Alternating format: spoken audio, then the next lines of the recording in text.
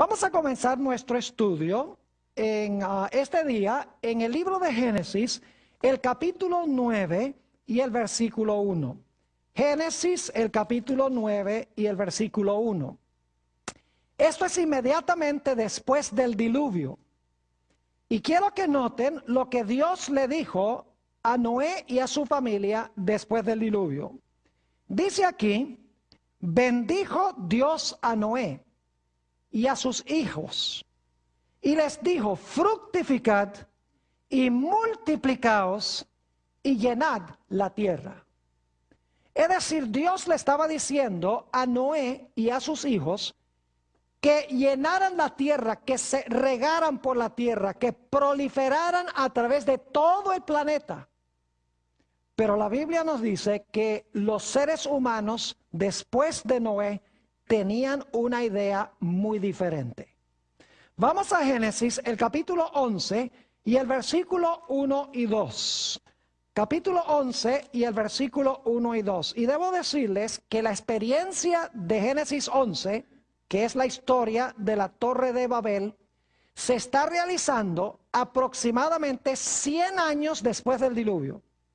Es decir, solamente han pasado 100 años desde que Noé y su familia salieron del arca.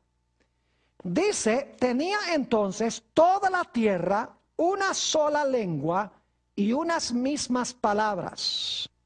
Y aconteció que cuando salieron de oriente, hallaron una llanura en la tierra de Sinar y se establecieron allí. Ahora necesito decirles algunas cosas en cuanto a estos versículos. El arca reposó en un monte que se llama Ararat, que queda hoy en el país de Turquía. Es un área muy montañosa, un ambiente muy inhóspito para la gente vivir. Y por lo tanto, no cabe duda que los que salieron del arca decidieron no quedarse en esa región, sino buscar un lugar más propicio para vivir. Y por lo tanto, emigraron de Turquía y fueron hacia el oriente, al valle de Sinar, como dice aquí. En realidad, eso queda en el valle de Mesopotamia. La palabra Mesopotamia significa entre dos ríos, el río Éufrates y el río Tigris. Es decir, se establecieron allí en ese valle donde hoy queda Irak. Y nos dice este versículo que establecidos allí tenían todos un mismo idioma. Es decir, estaban unidos por un mismo hablar y por un mismo sentir. Ahora, según estudiamos en Génesis 3 y el versículo 15, Dios iba a mandar una simiente al mundo para golpear mortalmente la cabeza de la serpiente o la cabeza de Satanás. Satanás, como hemos visto, se propuso a que no iba a permitir que esa simiente viniera. Y la historia de la Torre de Babel ilustra una vez más cómo Satanás está obrando para impedir que venga la simiente. Era la intención de Satanás, con lo que sucedió en la Torre de Babel, desmoralizar al mundo por completo poco tiempo después del diluvio.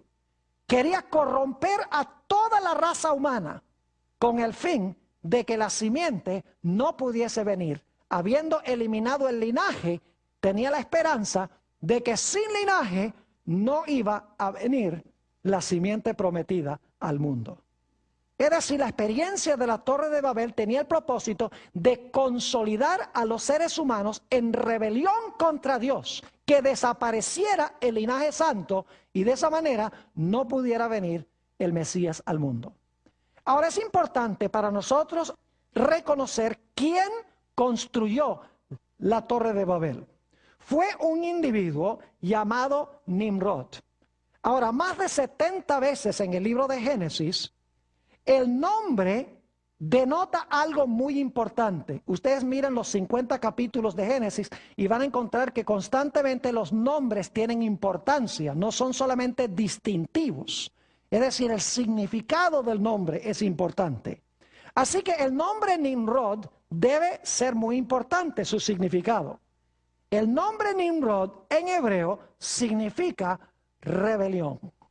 Es decir, el constructor de la torre de Babel y de la ciudad, junto con la torre, fue Nimrod, cuyo nombre significa rebelión. Su propio nombre indica la intención que él tenía al construir esa torre. Dicho sea de paso, Nimrod viene claro, un hijo de Noé, pero en realidad era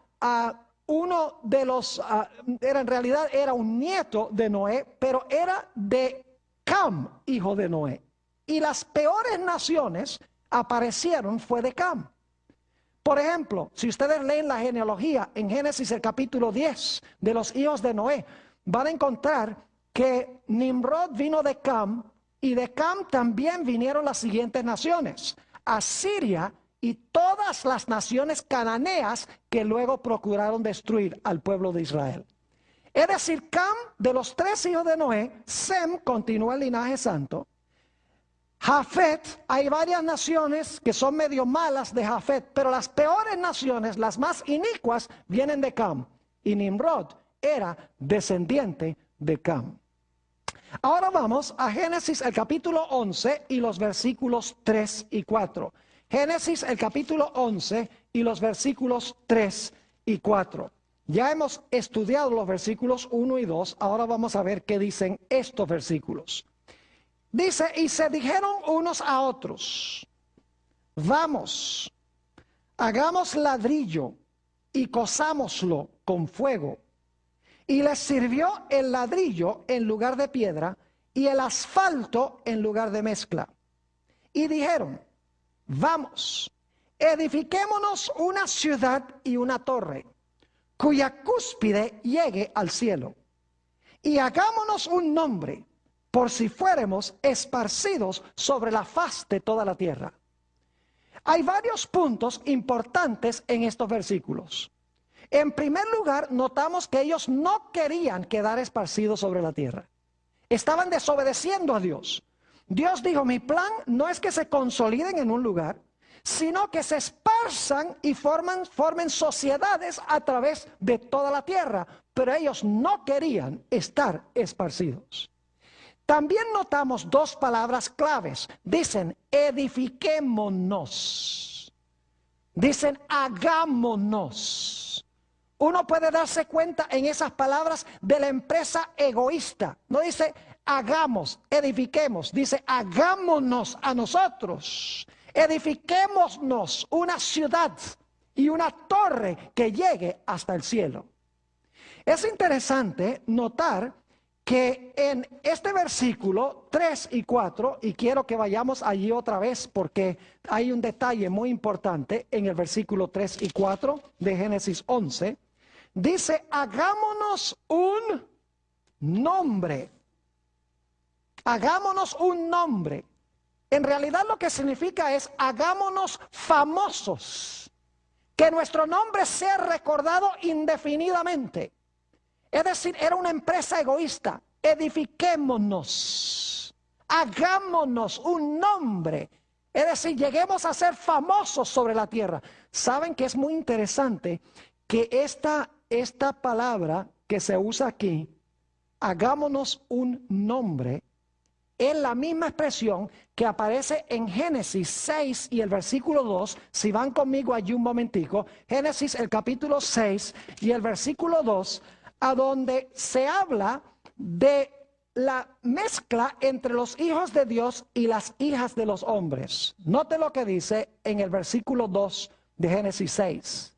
Dice que viendo los hijos de Dios que las hijas de los hombres eran hermosas, tomaron para sí mujeres escogiendo entre todas. Y luego quiero ir al versículo 4.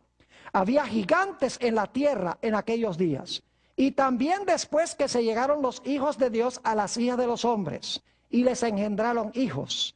Estos fueron los valientes que desde la antigüedad fueron varones ¿de qué? De renombre. Es la mismita expresión que aparece en Génesis el capítulo 11 cuando dice hagámonos un nombre. Es decir, querían ser de renombre.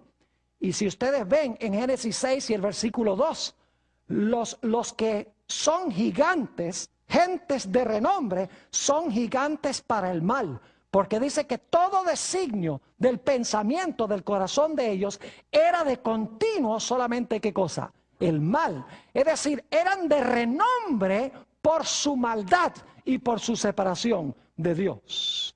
Es decir, que esta empresa era una empresa egoísta, una empresa de rebelión contra Dios. Ahora, uno podría decir, ¿por qué es que ellos querían construir esta torre y esta ciudad, especialmente la torre? Bueno, yo creo que examinando el contexto, había tres razones por las cuales querían construir esta torre. Que llegara hasta el cielo, noten lo que dice. En primer lugar, creo yo que ellos querían hacer una torre tan alta que pudieran explicar la razón por el diluvio. Porque había llovido y nunca antes del diluvio había llovido. Y ellos dicen, no es científico la idea del diluvio. Quisiéramos saber cómo es que pasó ese diluvio. Y querían edificar una torre que llegara al cielo para explicar la razón por la cual había venido el diluvio. Pero había una razón aún más importante en sus mentes. Y era que ellos se querían construir una torre más alta que lo que habían alcanzado las aguas del diluvio. En caso de que viniese otro diluvio, pudiesen ellos salvarse a sí mismos y Dios no pudiese destruirlos.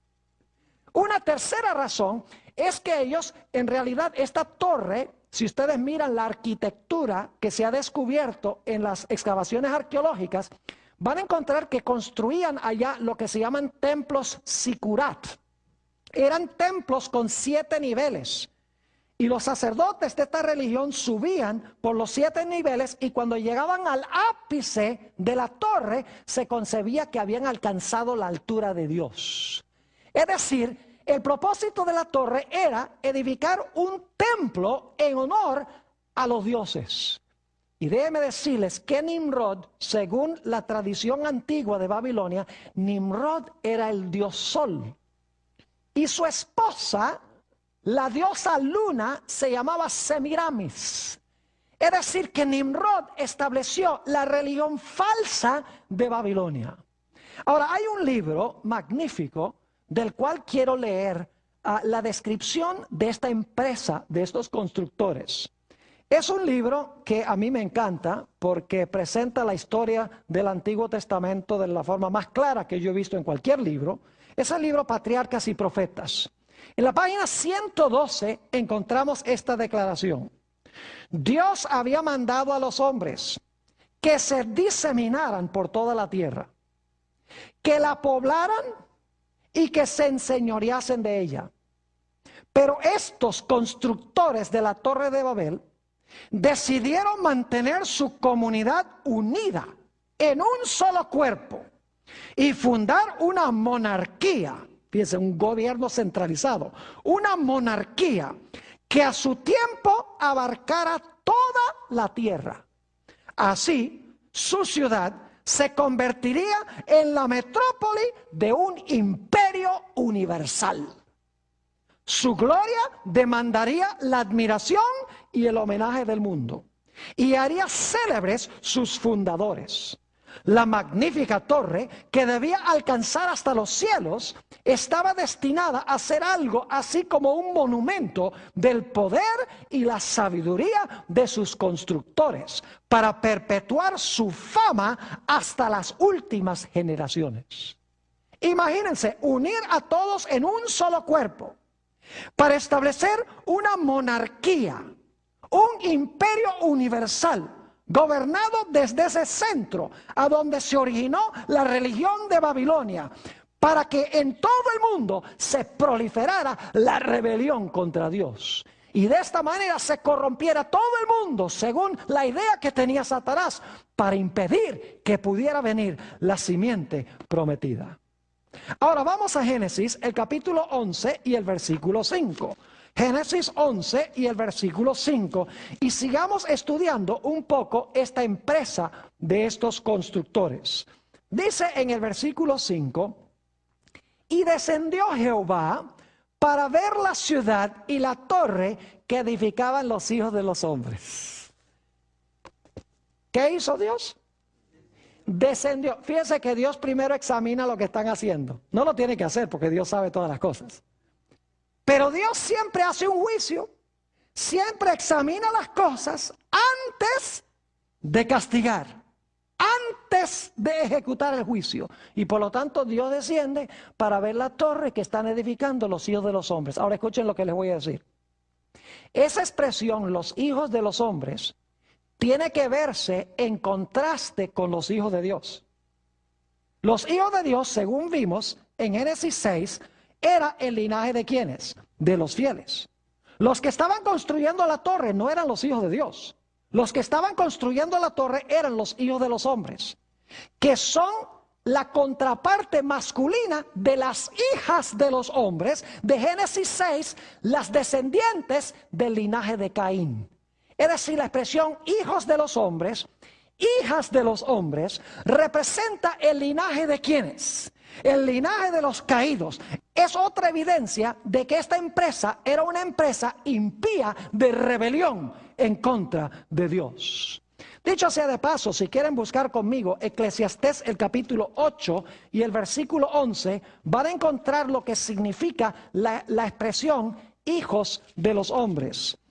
Eclesiastés el capítulo 8 y el versículo 11. Dice allí: por cuanto no se ejecuta luego sentencia, es decir, porque no se ejecutó la sentencia enseguida, sobre la mala obra, el corazón de los hijos de los hombres, el corazón de los hijos de los hombres está en ellos dispuesto para hacer ¿qué cosa? El mal. ¿Qué es lo que hacen los hijos de los hombres? El mal. ¿Qué es lo que hacen los hijos de Dios y las hijas de Dios? El bien, porque está al lado de Dios. Así que dice que Dios desciende para ver esta empresa que están haciendo los hijos de los hombres, los impíos, los que están en contra de Dios. Dios viene, en otras palabras, a examinar lo que están haciendo. Viene a hacer un juicio. Ahora vamos al versículo 6. ¿Cuál es el resultado de la examinación que hace Dios? Versículo 6. Y dijo Jehová: he aquí, el pueblo es uno. Imagínense eso, el pueblo es uno. Tenían el mismo idioma y estaban ¿qué? Unidos en su empresa. ¿Saben que también la impiedad se puede unir? El mal también se puede unir. Aquí lo dice. He aquí, el pueblo es uno. Y todos estos tienen un solo ¿qué? Lenguaje. Y ahora escuchen bien, y han comenzado la obra. Este es solamente el principio, dice Dios. Han comenzado la obra y nada les hará desistir ahora de lo que han pensado hacer. Es decir, Dios dice, si yo no acabo con esto en este momento, se va a terminar de desmoralizar la raza humana. Todo el mundo se va a corromper. Se va a formar un imperio gobernado completa y totalmente por Satanás. Yo tengo que hacer algo para coartar esto, o si no, el mundo será completamente irremediable. Así que dice en el versículo 7, ¿cuál va a ser el juicio que Dios va a desempeñar? ¿Se dan cuenta que Dios investiga el caso primero? Viene y mira y dice, bueno, esta gente está en rebelión contra mí. Si yo permito que sigan haciendo esto, el mundo se va a desmoralizar, yo tengo que tomar medidas. Y entonces, después de examinar el caso, ¿qué hace? Ejecuta el juicio. Noten el versículo 7. Ahora pues, descendamos. ¿Y hagamos qué? Confundamos allí su lengua, para que ninguno entienda el habla de su compañero. Ahora yo quiero que ustedes se imaginen la escena. Ya probablemente la torre había alcanzado cierta altura, cierto nivel, porque Dios ha bajado para ver ya cuando la empresa ha avanzado un rato.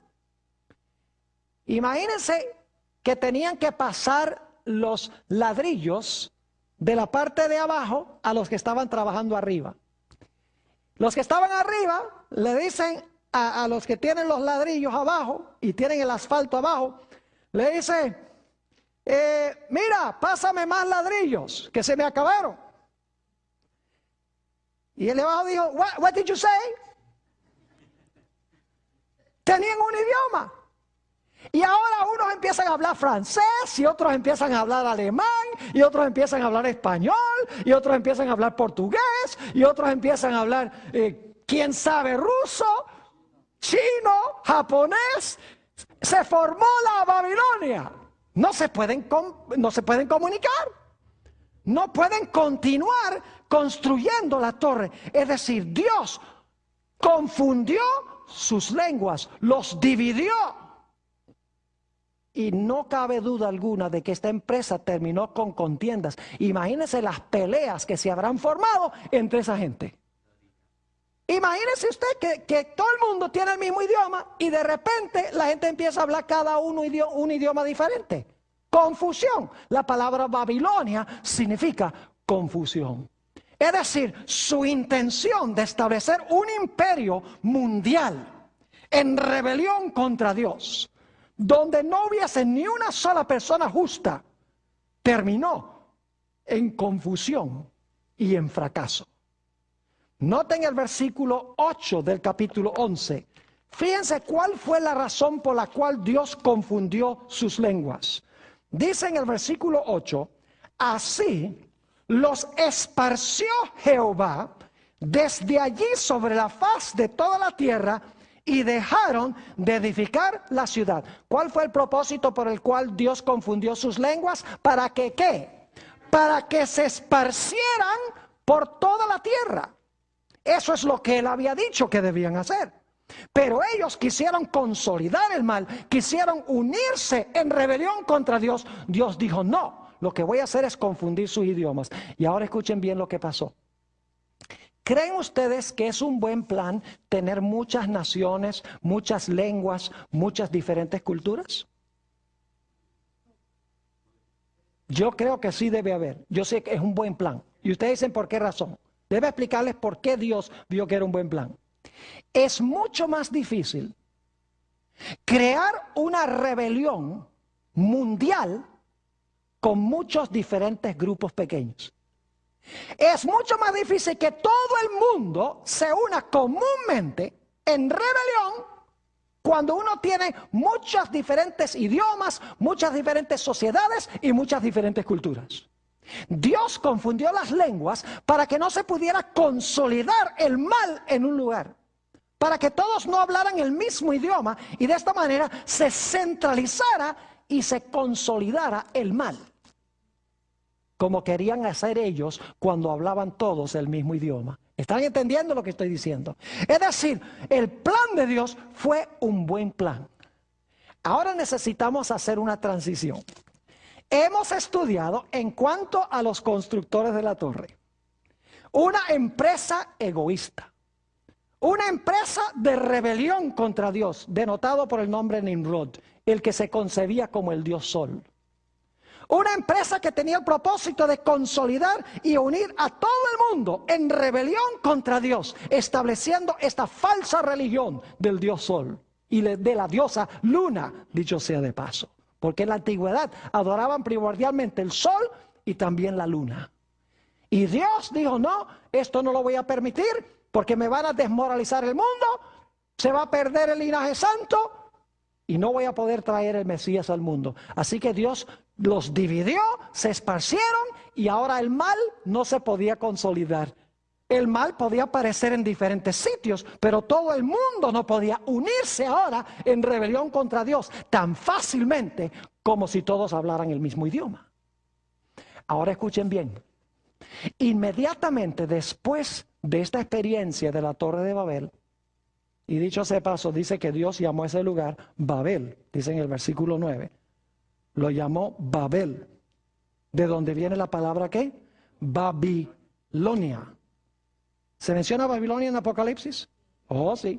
Pero si quieren entender lo que quiere hacer Satanás en Apocalipsis, tienen que entender lo que Satanás quería hacer en Génesis. Porque al final él va a querer hacer lo mismo que hizo allá en la Torre de Babel. Desmoralizar y corromper el mundo entero. Ya no para impedir que venga la simiente, sino con el fin de hacer desaparecer a los justos del planeta Tierra. Para que desaparezca de una vez por todas la simiente de la simiente, es decir, los seguidores de Jesús. Es interesante, escuchen bien, que inmediatamente después que termina esta historia de Babel, a donde habla de los hijos de los hombres, esos rebeldes que querían establecer esa religión falsa, en el siguiente versículo, en Génesis 11 y el versículo 10, comienza la genealogía de los justos. Es decir, Sem y sus descendientes están en contraste con los constructores de la Torre de Babel. Génesis 11 presenta a los constructores de la Torre de Babel, estos son los hijos de los hombres. Set y sus descendientes son ¿quién? Son los hijos de Dios. Son el linaje de donde vendrá ¿quién? De donde vendrá el Mesías. Es decir, en Génesis 11 tenemos otra vez la idea de las dos simientes. Los constructores de la torre que quieren consolidar el mundo en rebelión contra Dios. Y tenemos a los descendientes de Sem, de donde finalmente vendrá ¿quién? De donde finalmente vendrá el Mesías. Ahora escuchen bien. Poco después que se construyera la Torre de Babel y Dios confundiera las lenguas, nació un hombre llamado Taré. ¿Saben ustedes quién fue Taré? El padre de Abraham. Y sucedió poco después de la Torre de Babel. Unos pocos años nada más. Y quiero que noten lo que empezó a suceder con Taré. Vayan conmigo a Hechos 7. Vamos a leer dos pasajes. Hechos 7, 2 al 4 primero. Y luego vamos a ir a otro pasaje. Hechos 7 y el versículo 2 hasta el versículo 4. Aquí está hablando a Esteban sobre la experiencia del pueblo de Israel. Y dice, y él dijo, varones hermanos y padres, oíd. El Dios de la gloria apareció a nuestro padre Abraham, estando ¿dónde? ¿Dónde estaba Abraham? Oh, ¿y qué se construyó allí? La Torre de Babel, en Mesopotamia, antes que morase en Harán. ¿Y qué le dijo Dios? Y le dijo, sal de tu tierra y de tu parentela, y ven a la tierra que yo te mostraré. Entonces salió de la tierra de ¿quiénes? De los caldeos, y habitó en Harán. Yo pregunto, ¿quiénes eran los caldeos? Los babilonios. ¿Recuerdan en Daniel el capítulo 2 que Nabucodonosor mandó a llamar a los caldeos en el imperio de Babilonia? Es decir, ¿dónde vivía Taré, el padre de Abraham? Vivía en Babilonia. Vivía a donde se construyó ¿qué cosa? La Torre de Babel. Ahora, ¿qué problema había con eso? Vayan conmigo a Josué, el capítulo 24. Josué, el capítulo 24, y vamos a leer los versículos 2 y 3. Josué 24 y los versículos 2 y 3. Había un problema con Taré allí en Babilonia. Satanás estaba tratando de hacer algo con él. Dice en el versículo 2, y dijo Josué a todo el pueblo, así dice Jehová, Dios de Israel. Vuestros padres habitaron antiguamente al otro lado del río. Esto es Taré, padre de Abraham y de Nacor. Y fíjense lo que dice. Y servían ¿qué cosa? Dioses extraños. ¿A dónde se establecieron esos dioses extraños? En Babel, exactamente. Es decir, Taré se estaba corrompiendo con la idolatría de Babel. Y por lo tanto, ¿qué hace Dios? Versículo 3. Y yo tomé a vuestro padre Abraham del otro lado del río, es el río Éufrates, y lo traje por toda la tierra de Canaán, y aumenté su descendencia, y le di ¿a quién? Y le di a Isaac. ¿Qué hizo Dios para salvar a Abraham? Para que no se corrompiera con la falsa religión de Babilonia. Para que no desapareciera el linaje de donde iba a venir el Mesías. Dice que Dios Dios lo sacó para que el linaje santo no se terminara de ¿qué? De corromper. Y ahora escuchen lo que les voy a decir. La mayoría de los expositores de las profecías hoy en día dicen que las profecías todas se centran en Israel. Oh, sí, se va a reconstruir el templo de Jerusalén allá. Y se va a levantar un anticristo que se va a sentar allá en el templo. Y luego van a venir los chinos y los rusos y van a atacar allá a Israel. Es decir, todo la interpretación de las profecías se centra en Israel. Pero ¿saben algo? Las profecías no se centran en Israel, las profecías se centran en Jesús. Y les voy a explicar cómo es eso. Dios escogió, ahora escuchen bien, Dios escogió a Abraham, un individuo, con el fin de que de Abraham viniese un ¿qué? ¿Un pueblo o una nación? Vayan otra vez. Dios escogió a Abraham, un individuo, para que de ese individuo creciera una gran ¿qué? Un gran linaje, una gran nación, para que de esa nación viniera un individuo. Y luego de ese individuo se iba a levantar una nación para proclamar el mensaje en cuanto a ese individuo. Es decir, Dios llama a un individuo para formar una nación. De esa nación va a nacer un individuo, pero luego el pueblo de ese individuo va a proclamar el mensaje en cuanto a lo que hizo ese individuo por la raza humana. Es decir, el propósito por el cual Dios escogió a Abraham no es porque Abraham era especial, no es porque el pueblo de Israel que vino de Abraham era especial.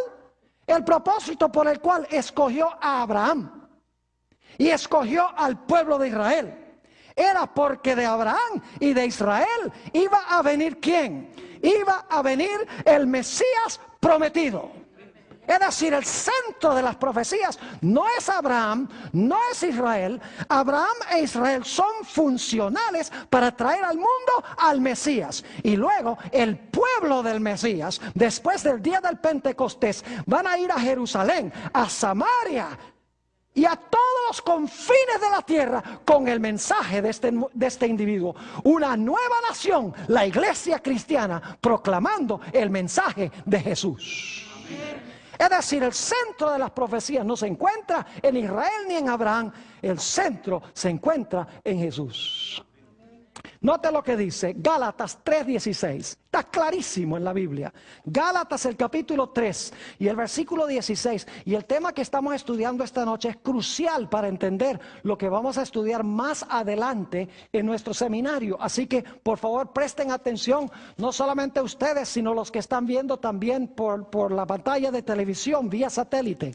Gálatas el capítulo 3 y el versículo 16. Ahora bien, a Abraham fueron hechas las promesas y a su simiente. No dice y a las simientes como si hablase de muchos, sino como de uno, y a tu simiente, la cual es Cristo. ¿A quién se le hicieron las promesas? Las promesas se le hicieron a Abraham, pero especialmente a su simiente, y la simiente de Abraham, ¿quién es? Cristo. Es decir, el propósito de las profecías no es Israel, el propósito de las profecías es apuntar hacia Jesús. Noten 2 de Corintios, el capítulo 1 y el versículo 20. 2 de Corintios, el capítulo 1 y el versículo 20. Aquí habla de las promesas que Dios ha hecho, ya sea a Abraham o cualquier promesa que haya hecho. Dice allí, porque todas las promesas de Dios son en Él sí y en Él amén, por medio de vosotros para la gloria de Dios. Todas las promesas son sí y amén. ¿En quién? ¿En Abraham o en Jesús? Es decir, las promesas que Dios le dio a Abraham no las trae Abraham a fructificación, sino que las promesas las trae ¿quién? ¿Y las cumple quién? Las cumple Jesús. Es decir, las profecías son mesiánicas. No debemos enfocarnos en el pueblo de Israel. Y Dios colocó, escúcheme, Dios colocó al pueblo de Israel en la encrucijada de 3 continentes: África, Europa y Asia, con el fin de que todas las naciones tuvieran que pasar por allí, para que Israel anunciara que iba a venir allí a Canaán. Iba a nacer allí, en la tierra de Israel, el Mesías prometido. Es decir, no debían enfocarse en ellos mismos, debían enfocarse en el Mesías que iba a venir del linaje que Dios estaba preservando en ellos. Dios le hizo 4 promesas a Abraham. Y solo las voy a mencionar, ustedes las tienen en la lista. La primera está en Génesis 12 y el versículo 3, donde dice que Dios le prometió a Abraham que en él serían benditas todas las naciones de la tierra. Y algunos dicen, ve, en Abraham todas las naciones iban a ser benditas.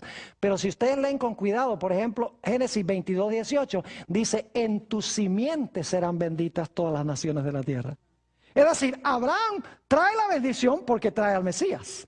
Pero el Mesías es el que trae la bendición.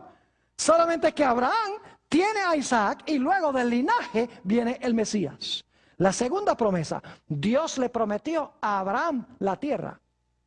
Pero saben que Abraham entendió que lo que Dios le estaba prometiendo no era la tierrita de Canaán, como creen hoy en día. Ay, Dios le prometió a los judíos la tierra de Canaán, así que hay que sacar a todos los palestinos. Eso es lo que dicen muchos protestantes.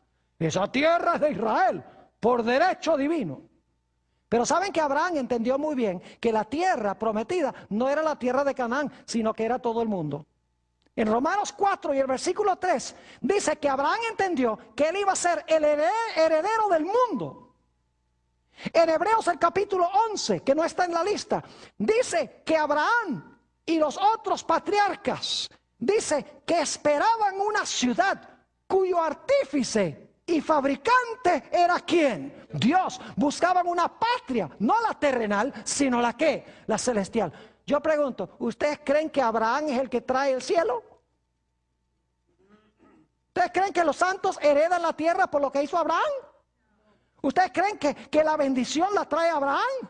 ¿Qué va si Abraham fuera pecador? Él no puede traer ninguna bendición. Él no puede recuperar la tierra. Se menciona a Abraham porque a través de Abraham viene ¿quién? Jesús, quien va a cumplir estas promesas. En Génesis 22, 18 dice que a Abraham se le devolvería el dominio, es decir, el reino, el reinado, el dominio. ¿Quién es en realidad el que recupera el reino y el dominio? Es Jesús, según Daniel, el capítulo 7. Y luego en Génesis 15, 5, Dios prometió la simiente. La simiente no era Isaac, la simiente prometida era ¿quién? La simiente prometida era Cristo Jesús. Es decir, en la Torre de Babel, Satanás quería corromper a toda la raza humana. Pero Dios, nos dice en Génesis, tenía un linaje, comenzando con Set, que iba a preservar la verdad de Dios. Y de Abraham, y últimamente iba a venir el Mesías prometido de la nación que Dios escogió para preservar la verdad y para preservar el linaje. Es interesante notar que en San Juan 8 y el versículo 56, Juan 8 y el versículo 56, se nos dice que Abraham entendió esto. Algunas preguntan, ¿será que Abraham entendió este asunto de que las promesas no se iban a cumplir a través de él, sino que era a través del Mesías? Claro que lo entendió. Noten Juan 8 y el versículo 56. Dice allí, hablando a Jesús, Abraham vuestro padre se gozó de que había de ver mi qué, mi día, y lo vio y qué, y se gozó. Y en nuestro próximo tema vamos a estudiar la experiencia de Génesis 22, donde Dios manda a Abraham a sacrificar a su hijo Isaac. Y vamos a encontrar que esa es una profecía maravillosa, extraordinaria en cuanto a Jesús, en cuanto al Mesías. Y Abraham lo entendió muy bien. Entendió que el acto de estar dispuesto a sacrificar a su hijo representaba en realidad el sacrificio de Jesús. Abraham vio mi día y dice, y se gozó. Abraham entendió que la bendición no la iba a traer él. La bendición la iba a traer el Mesías. Es decir, Dios escogió a Sem.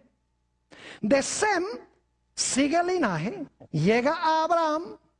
De Abraham continúa el linaje. Finalmente, de ese linaje viene ¿quién? Jesús. Y entonces se cumple la promesa de la bendición, la promesa de que los santos tomarán la tierra por heredad, la promesa de que Cristo reinará con su pueblo y la promesa de que la simiente de Dios estará siempre con su pueblo.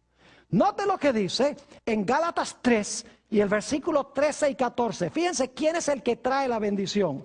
Gálatas el capítulo 3 y los versículos 13 y 14. La bendición no la trae Abraham. Solo la trae Abraham porque él comienza el proceso de donde vendrá el Mesías. Gálatas el capítulo 3 y vamos a leer los versículos 13 y 14. Dice allí, Cristo nos redimió de la maldición de la ley, hecho por nosotros maldición, porque está escrito, maldito todo aquel que es colgado en un madero. Ahora escuchen bien, ¿qué es la consecuencia de que Jesús cargó nuestra maldición, cargó nuestro pecado? Dice, para que en Cristo Jesús la bendición de Abraham alcanzase a los gentiles, a fin de que por la fe recibiésemos la promesa del Espíritu. Yo pregunto entonces, ¿cómo es que viene la bendición de Abraham? ¿Viene a través de quién? Viene a través, no de Abraham, sino que viene a través de Jesús. Y gracias a Dios finalmente vino el Mesías prometido. Después que Dios escogió a Sem, de Sem finalmente viene Abraham, y finalmente de Abraham, ese individuo, viene el pueblo judío, preservó la verdad, preservó el linaje, y ahora viene ese individuo, Cristo Jesús, el Mesías prometido, que iba a recuperar todo lo que se había perdido. Satanás, mis hermanos y hermanas, procuró impedir que la simiente viniera por todos los medios, pero Dios siempre preservó el linaje. Por eso es que tenemos las genealogías en la Biblia. Dios nos da la genealogía en Génesis 5 de los hijos de Dios desde Adán hasta Noé. En Génesis 11 nos da desde Sem hasta Abraham. Y en Mateo 1 nos da desde Abraham hasta Cristo. Dios está mostrando que siempre preservó el linaje, aunque Satanás procuró destruir el linaje. Es decir, el centro no es Israel, el centro es Cristo Jesús. Jesús murió en la cruz, cargó por los pecados de la raza humana, recuperó todo lo que Adán perdió. Pero había que avisarle al mundo lo que había sucedido. Había que anunciarlo al mundo. Y por lo tanto, 50 días después de la resurrección de Jesús, encontramos que llega el día del Pentecostés. Y ahora escuchen bien. En el día del Pentecostés, o inmediatamente antes, Jesús le dice a los discípulos, ustedes me van a ser testigos en Jerusalén, en Judea, en Samaria y hasta los últimos confines de la tierra. Pero había un problema muy serio. Y es que en la Torre de Babel se habían confundido todas las lenguas y los seguidores de Jesús no hablaban sino hebreo y arameo. ¿Ves cómo Dios se complicó la vida con lo que hizo en Babel? Se complicó la vida porque ahora tenía todos estos idiomas. El propósito era dividir el mundo para que no se consolidara el mal y la rebelión. Y ahora tiene un mundo lleno de idiomas y sus pocos seguidores que lo han recibido como Salvador no hablan sino el idioma de Israel o los idiomas de Israel. ¿Sabe lo que hace Dios? Dios dice, ahora yo voy a arreglar el problema de Babel. Y dice que en el día del Pentecostés Dios derrama el Espíritu Santo. ¿Saben cuántas naciones habían presentes en el día del Pentecostés? Vayan conmigo un momento allí. Vayan conmigo al libro de los Hechos, el capítulo 2, para que ustedes vean todas las naciones que había ahí. Todos con su diferente idioma. Como fruto de Babel. Ahora Dios dice, el problema que creé allá, para que no se consolidara el mal, ahora lo voy a arreglar yo también. Noten Hechos, el capítulo 2, y vamos a empezar en el versículo 1. Cuando llegó el día del Pentecostés, estaban todos unánimes juntos. Y ahora los hijos de Dios están unánimes juntos. Y de repente vino del cielo un estruendo como de un viento recio que soplaba, el cual llenó toda la casa donde estaban sentados. Y se les aparecieron lenguas repartidas como de fuego, asentándose sobre cada uno de ellos. Y eran 120, dicho sea de paso. Y fueron todos llenos del Espíritu Santo. Y comenzaron a hablar en otras lenguas, según el Espíritu les daba que hablasen. Y créanme que no estaban hablando tonterías. No estaban hablando en un idioma que nadie entiende. El don de lenguas es un don de hablar idiomas que el que habla no conocía antes, con el fin de compartir el evangelio de Cristo. Note lo que sigue diciendo en el versículo 5. Moraban entonces en Jerusalén judíos, varones piadosos de todas las naciones bajo el cielo. Todas las naciones que se originaron después de Babel. Y hecho este estruendo, se juntó la multitud y estaban confusos porque cada uno les oía hablar en su propia lengua. Habían varios predicadores, eran 120, y cada uno estaba hablando un idioma de los que estaban presentes ahí. ¿Ven cómo Dios está arreglando el problema de Babel? Y estaban atónitos y maravillados, diciendo, mirad, ¿no son galileos todos estos que hablan? ¿Cómo pues les oímos nosotros cada uno en nuestra lengua en la que hemos nacido? ¿Cómo es que les oímos hablar en nuestro propio idioma? Y ahora escuchen las naciones. Partos, medos, elamitas y los que habitamos en Mesopotamia, en Judea, en Capadocia, en el Ponto, en Asia, en Frigia, en Panfilia, en Egipto, en las regiones de África más allá de Cirene, y romanos aquí residentes, tanto judíos como prosélitos, cretenses y árabes. 13 naciones.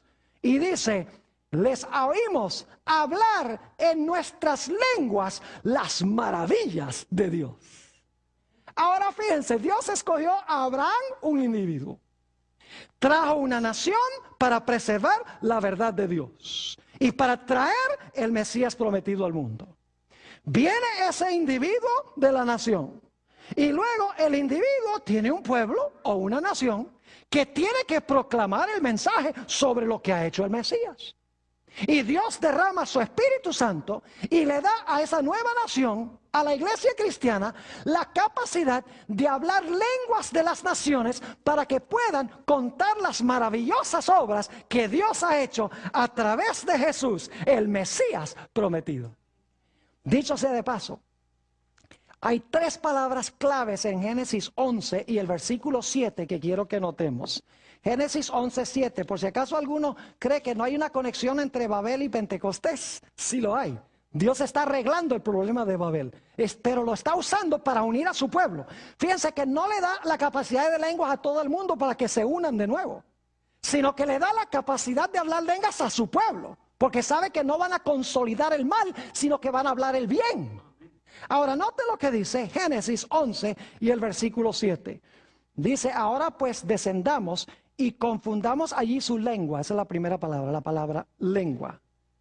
Para que ninguno entienda, esa es la segunda palabra clave, ninguno entienda el habla de su compañero. 3 palabras, lengua, entienda y habla.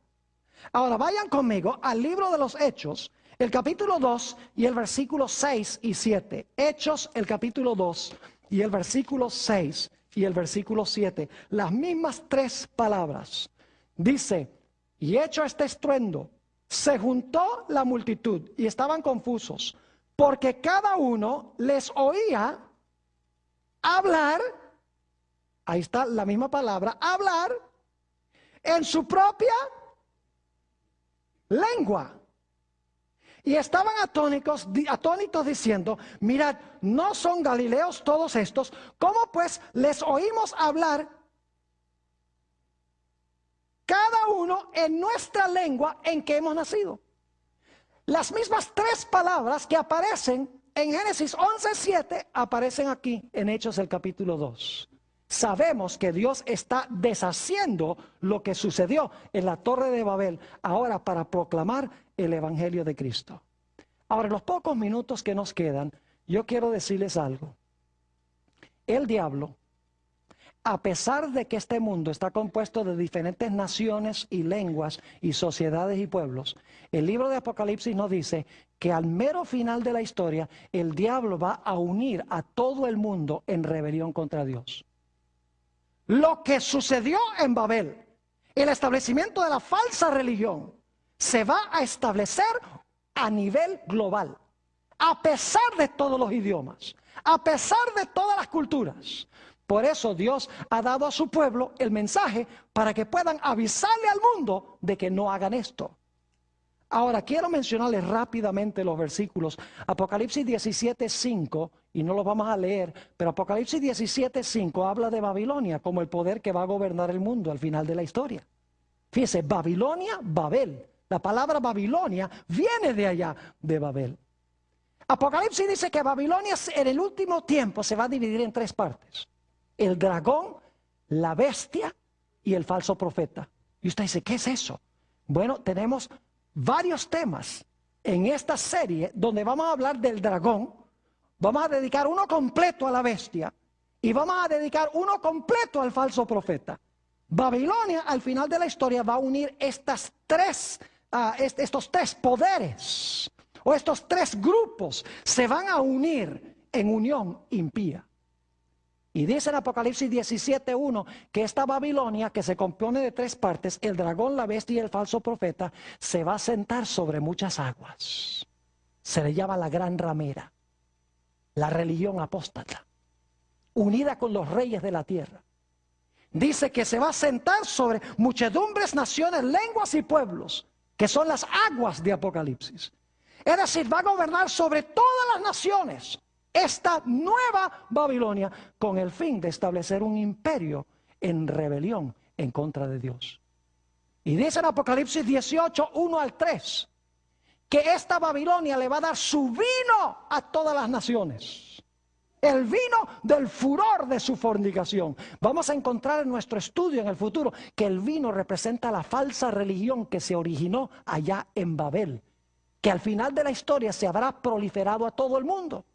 Entre esas doctrinas está la doctrina de la inmortalidad del alma.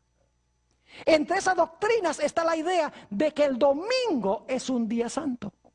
Entre esas doctrinas está inclusive, yo no sé si ustedes saben, pero el rosario se usa en diferentes religiones del mundo. El rosario lo usan los hindúes, lo usan los budistas, lo usan los musulmanes, lo usan los católicos. Y uno dice, ¿y cómo es que todos usan lo mismo si son religiones distintas en diferentes regiones del mundo con diferentes idiomas? Porque escuchen, toda la falsa religión se originó en Babel. Todas las naciones se proliferaron de allí. Lo cual significa que muchas de las costumbres originales, como la adoración al sol, la inmortalidad del alma, el uso del rosario, el uso de agua bendita, entre otras cosas, la idea de un infierno que arde para siempre, todas esas doctrinas empezaron en Babel y se proliferaron al mundo. Y la Babilonia final le va a dar a todas las naciones el vino del furor de su fornicación. Y dice en Apocalipsis, y esto lo vamos a estudiar en más detalle, hoy solamente lo estamos introduciendo, dice que los reyes de la tierra, las religiones de la tierra, los comerciantes de la tierra, todas las gentes de la tierra se van a unir en un gran sistema global en rebelión contra Dios. Y dice en Apocalipsis que este sistema va a estar llena de la sangre de los santos y los mártires de Jesús. Es decir, el diablo va a querer extirpar del planeta Tierra a los que son fieles a Dios y no siguen estas falsas ideas religiosas que tiene Babilonia. Y queridos amigos, Dios ha levantado un pueblo en Apocalipsis 14 para proclamar 3 mensajes. El primer mensaje dice, teme a Dios y darle gloria, porque la hora de su juicio ha llegado. Y adora al Creador del cielo, la tierra, el mar y las fuentes de las aguas. Y hay un segundo mensaje que dice, si estás en Babilonia, sal de ahí, porque va a venir la destrucción. Si tú estás en alguna de esas 3 divisiones de Babilonia, sal, escapa por tu vida, porque sobre este sistema van a caer las plagas. Y saben que va a pasar con la Babilonia final lo mismo que sucedió con la Babilonia original. Dice en Apocalipsis 17 y los versículos 12, 13 y 17 que el Señor Jesucristo vendrá y dice que derrotará a los reyes, derrotará a la ramera, derrotará a este gran sistema mundial. Dice en Apocalipsis 17, 14, porque Él es el Rey de Reyes y el Señor de Señores. Es decir, hoy en día, mis queridos amigos y hermanos, podemos ver patentemente este sistema de Babilonia que se está formando delante de nuestros ojos. Y le digo que tenemos grandes cosas que estudiar aún en este seminario. Hoy solamente hemos introducido la idea del nuevo orden mundial y hemos visto que hay dos grupos. El primer grupo son los rebeldes que quieren consolidar el mal a nivel global, y el otro es el grupo del Mesías, los que vienen del Mesías prometido, los que reciben el don de lenguas para proclamar el evangelio al mundo para que Cristo pueda venir.